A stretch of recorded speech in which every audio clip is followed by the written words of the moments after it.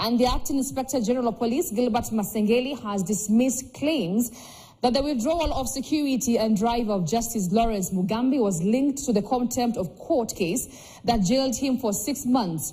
Masengeli has said the officers were recalled for a special VIP course. He said the information out. He said this during a meeting earlier. Let's listen in. Allocation by the Judicial Service Commission yesterday that the security details assigned to the Honorable Justice Mugambi has been thrown to intimidate the charge. We wish to clarify that allocation were ill-intended.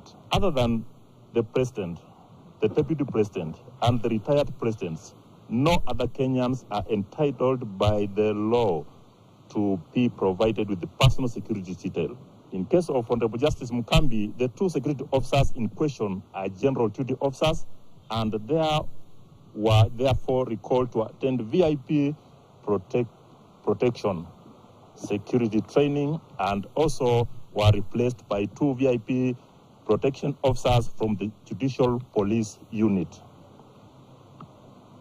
Responsibility of the IG to secure the nation is a humongous task, and police work is unique.